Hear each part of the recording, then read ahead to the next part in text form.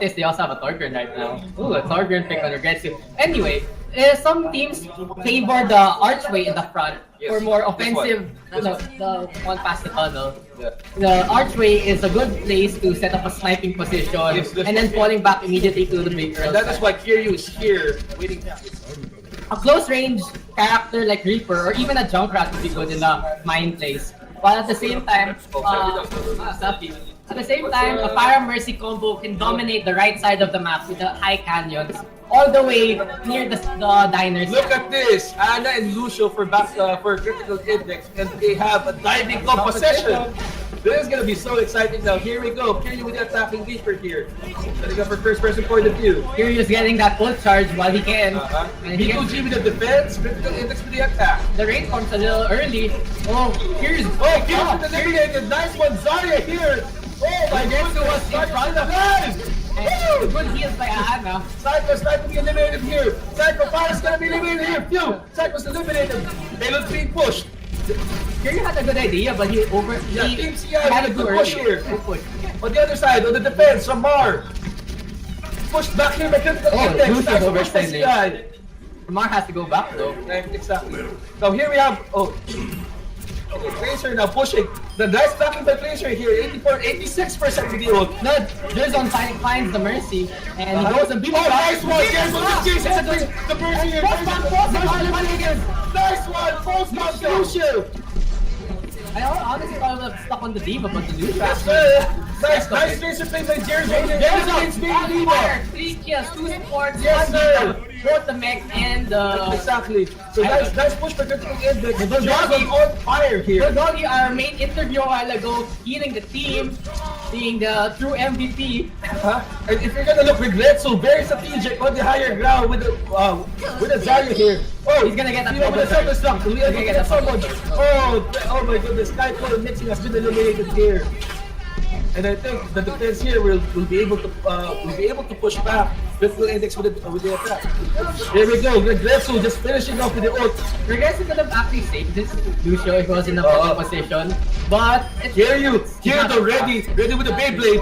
Jerzon's been eliminated. Nice push by Back to Gaming on the defense. Back to Gaming had a sloppy start, but when they rallied in the second point, it was the Diva ult was actually really good. They weren't really expecting it that much. But if you're going to look at critical index, they've been saving up their ults. Yeah.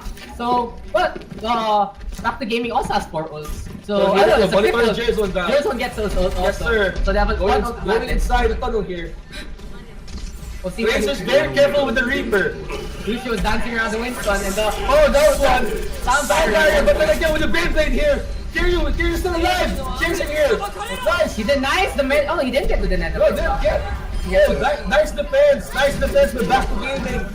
2 guys down for Team... 4 guys down for Team CI.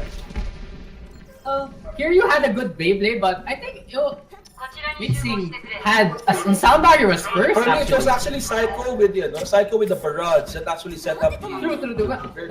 But Mixing sound barrier was literally on point with Kiryu's Death Blossom, so it was the most sulit sound barrier. It was actually a very good defense there by Lucio. Sadly, Jerzon didn't get to deny the med pack. Oh, look at this! Jerzon! Backstabbing everyone, pushing the payload! Jerzon going on the Mercy! Oh, Mercy actually saved it like a Oh, Jerzon! Oh, what's it? It's gonna be a 4v4 match. That was a 3 looked like it. Jerzon just good. Oh, God, look at this. Kiryu ready with the Beyblade again. Eliminates Kiryu with a very impressive Reaper. Kiryu, after Kiryu's first mistake, all he's done was good.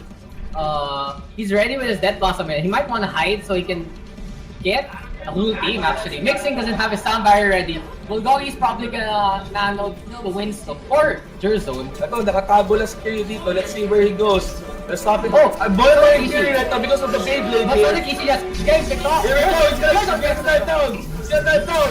Eliminates Kaito. Eliminates Bulgogi. There you go with the Beyblade. Regretsu fires, but still is eliminated. Nice play by Kiryu. And Ray is gonna be wiped as well. Oh, mixing those also dead. I guess that's a good idea, but particle barrier isn't enough. Impressive to defense tap by Death Back to Gaming and nice composition. Like Death Blossom does like Top thousands. critical index, team critical index, not even a single point. Jerzone had some good backline defense, but no one could capitalize it. In the last push, Jerzone was immediately picked off after killing the Lucio by the Fire Up. Keep up.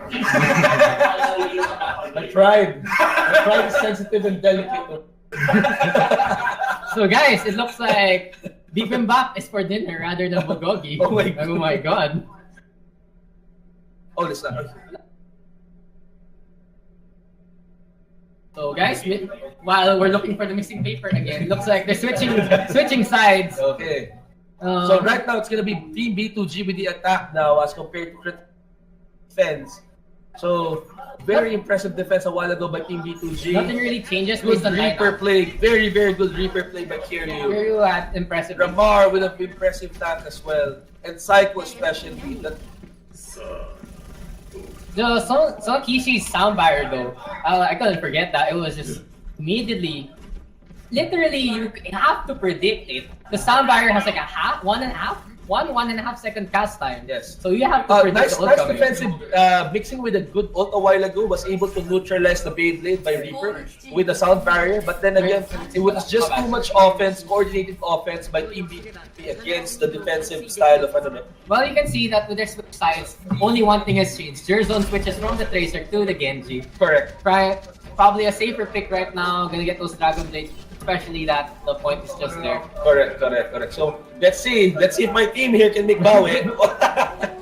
My team my no team can make bias. Bawi, by the way. No bias. Back to gaming with the attack. Let's see how this one goes. Kiryu moves now. We're gonna get this first push uncontested. Yes, for the sir. first 25 to 30 meters. No one's gonna attack them. Here, Diva, Frederick now poking through. As expected, the defense is going to be on the big girl's gas station here. Let's see if critical index can actually set it, or it's going to be a one and done. There you go, nice dive. Lamar with a dive. Halo's just moving uncontested. Starts to become contested now. There's parts of the gas station, so it's probably just that. No one's. Oh, Team B2G losing life here. Team B2G, Ramar going with a little life. Oh, nice one though. Nice one, but nice healing though. Oh, Regetsu's changed. Two guys down for Team B2G. Wala na yung Mercy dito. Diva's gonna be out as well. Mar, 17 HP, jumping back to Oh, big ult. Kiryu's been eliminated as well. The life steal just wasn't enough for Kiryu. Critical index with a good defense. Regetsu Diva play instead of the Zarya. Kaiko eliminates Frederick. Jason eliminates the mech of Frederick as well. And B2G has to regroup back at base. Yes, sir. Mixing oil ready with ult. That's what Sound barrier ready for mixing, huh? A sound barrier should come out between 1 minute to 1 minute 20. And the post bomb gets stuck on the payload. Message for Psycho. And it was good enough. Ray was a little away from the kill rate. So it just stuck on the payload actually. Ray jumping around. Sound barrier off from mixing. Less than 2.5 remaining for Team B2G here to make Bawi. Later we'll make two shoot the fishbowl, okay. But 2 kills by Kiryu and Ramar. Ult's ready though. Ult's ready for Team B. 3 guys down, 4 guys down for Team. Oh my goodness, 4 guys down for Team Critical Index. They need to rush here. They need to reset. But then again, these BTS guys already with their ults ready, so this might be critical index. I was critical There you index. go. Visor's gonna be eliminated here. Let's see how it goes. Visor's ready. The Diva is ready. Goes on the Lucio. Switch Oh my god, it's on point. No one went. Shadow with the Dragon Blade. Aimball. Go this. What's coming? Soda with a good roll. B2G with such a great attack right now. Oh my goodness, the times have turned. Oh, looks like someone isn't sleeping well. Got 2 nano boosted just to delay it. Ready for Team Let's look at the cheers. The supports are up, but the team become Kiryu unleashing the Dragon Blade. If you didn't notice, he switched like 14. Oh my goodness, look at Frederick. The Diva with ult ready. Nice one, just on the book. Moves now. Fixing, rushes through the payload. He got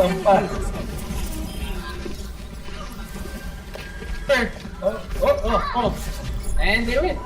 So Round 1, game 1 goes to Team B2G. I would see, honestly, the French's ult looked like he wanted to shoot it into the air, but it kind of worked out that he left it there. And he then smushed the Lucio with that 25-30 damage of the Diva fall down. Next map. Bro. Wow. Kiryu with the play of the game.